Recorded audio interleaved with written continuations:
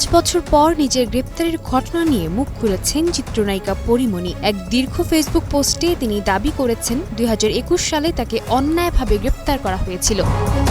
ওই পোস্টে পরীমণি র্যাবের সাবেক গোয়েন্দা প্রধান লেফটেন্যান্ট কর্নেল খায়রুল ইসলামকে ধন্যবাদ জানান। তার দাবি, একটি অনলাইন টকশোতে দেয়া বক্তব্যের মাধ্যমে 2021 সালের ঘটনায় নতুন করে কিছু সত্য সামনে এসেছে।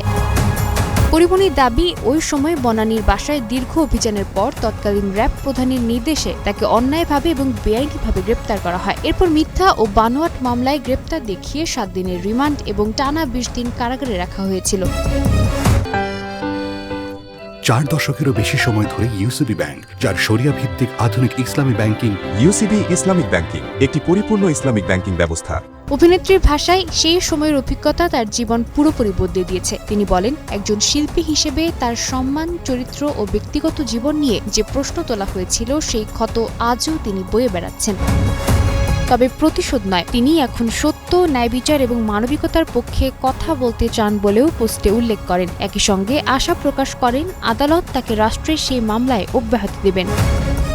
পোস্টের শেষ দিকে পরীমণি জানান, তিনি অতীতের ক্ষত নিয়ে বাঁচতে চান না, বরং নিজের কাজ, সন্তান, পরিবার এবং দর্শকদের ভালোবাসা নিয়েই সামনে এগিয়ে যেতে চান। পাশাপাশি ভবিষ্যতে যেন কোনো নির্দোষ মানুষ এমন ঘটনার শিকার না হন, সে প্রত্যাশাও ব্যক্ত করেন পরীমণি।